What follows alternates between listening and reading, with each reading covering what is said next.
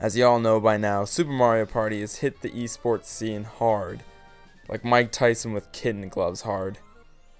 It's really no surprise this esports scene has grown so fast due to the game's need for tech skill, mind games, and of course, a great online platform to practice with. But what I feel seems to be missing, which all other esports scenes have, is a solid tier list. As you all probably figured from the title of this video, we will be going over every character's dice block in detail to determine the final tier list and help all you tryhards out there decide which character you're going to play.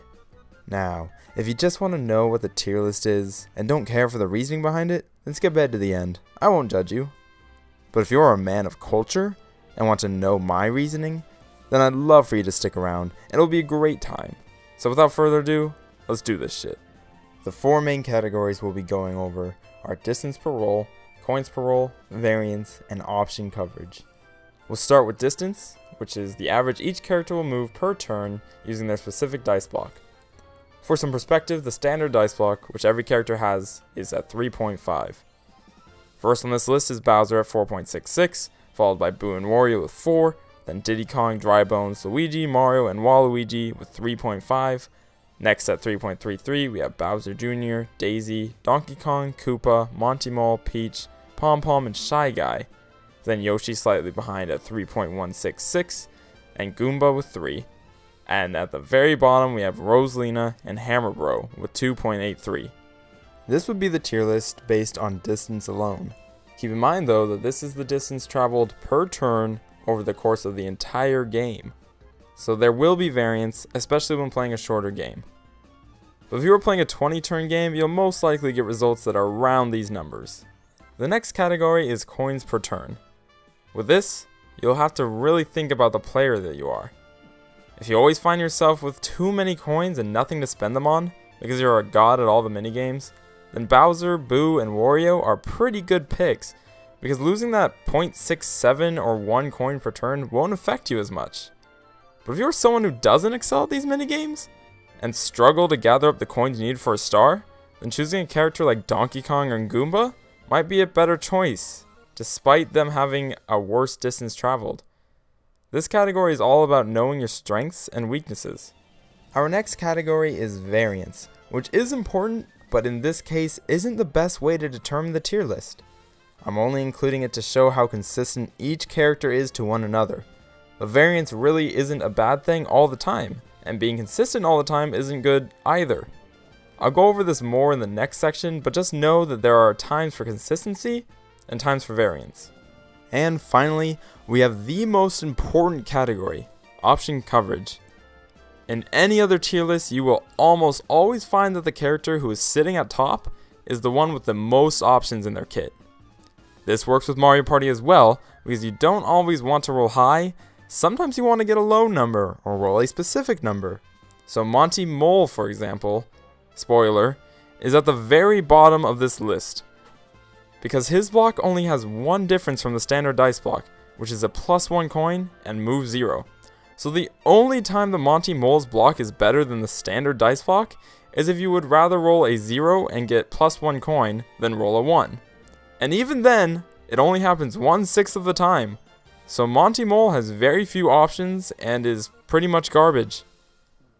Then there are characters like Dry Bones, who have 3 1s and 3 6s. This dice block covers low and high, and then the standard dice block can be used for consistency. I could go into more detail about every single character that I analyzed, but I think you guys get the point.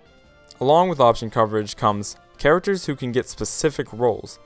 What I mean by this is if you want to get a specific roll to land on a certain space, then characters that have multiples of numbers can be beneficial. Characters like Daisy, Wario, and Pom Pom have 4 of a specific number, which means you have a 66% chance of getting that exact number, which can be helpful. And Shy Guy is even better with 5 of the same numbers, which gives you an 83% chance of getting a specific roll. There are characters with 3 and most with 2, but having the ability to decide where you land is a huge advantage. However, as the game progresses, this becomes less of an advantage as you obtain more and more allies, since each of them add either a 1 or a 2 to your roll. So after all the analyzation, this is the finalized tier list that I came up with. I'll start from the bottom. You already know how I feel about Monty Mole, so I'll skip him. Then there's Waluigi, whose dice block doesn't really make sense to me. He covers the high slightly well, yet still has the risk of losing the 3 coins, so it doesn't make it worth using almost ever. He's just like a much worse Boo. Yoshi is similar to Waluigi, except he doesn't have that risk, and he doesn't cover the high as well, but it makes more sense. Goomba and Rosalina are similar to each other. However, if you don't get the +2 coins, which is really the only reason you'd ever use their dice, then Goomba travels slightly farther on average than Rosalina, which more often than not is a good thing. The next 5 are simple. Koopa covers low pretty well, but only has 16% chance at a high number. Then Mario has 3 threes, which is okay if you want that specific roll, and still maintains an average distance of 3.5. Peach is similar to Mario, except hers is 4, which intuitively is just a little bit better than 3. And Luigi is able to cover high and low pretty well, and has the specific number covered with the 3 ones. Hammer Bro is similar to Luigi, except his high coverage is 3 5s, which covers that specific number slot. Plus, one of his lows is a +3 coins, which is occasionally nice. Diddy Kong and Donkey Kong were harder to separate, but what it came down to is that you'll most likely want a 0 with DK if you're rolling his dice. If you don't get it, you're at least getting a 10, which is pretty much never a bad thing. The same goes for Diddy Kong, except you'd be getting a 7 instead of a 10. And yes, I understand that Diddy Kong has a better chance of rolling a 7 than DK does of having a 10. But again, if you're rolling either dice, you're either okay with getting a 0 or are trying to get a 0, which only makes DK's block better. Plus, DK has the highest coins per roll, which can be important. The next few are where they are because they have the ability to roll specific rolls. Bowser Jr. with 3 1s and 2 4s while covering high and low. Pom Pom with 4 3s, Dry Bones with 3 1s and 3 6s while covering high and low. And Daisy with 4 3s and 2 4s, and finally, Shy Guy with 5 4s, which is absolutely insane. And the only reason he isn't higher is because of lack of movement, and his block gets worse the more allies he gets. And now we have the top 3 of the tier list. We have Boo, who's up so high because of his average movement of 4 and having specific rolls of 2 5s and 2 7s and 2 0s, covering high and low, and the minus coins isn't a big enough risk to ignore the reward. This is the same reasoning for Wario, except Wario has 4 6s, which covers the specific dice roll better than Boo can. And at the very top, we have Bowser, who is leagues above every other character in movement, and covers the high and low options very well. His only weakness is the lack of specific rolls, and -3 coins. However, in the hands of a truly skilled player who can make up for the losing coins by winning minigames, this weakness doesn't matter too much. Same goes for Boo and Wario. This is my final list, and of course, it can be changed, so let me know what you guys think, whether you loved it or hated it, or if you just have any questions, comment down below. I would be glad to answer all of them.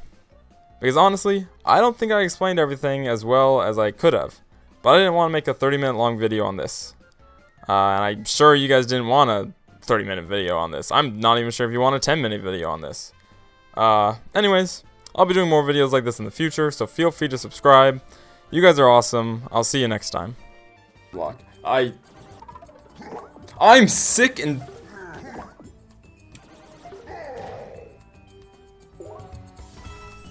Fuck! Ugh! I just want to be proven right. I just want to use it and it works. And me be like, see? What'd I say? To be fair, that worked.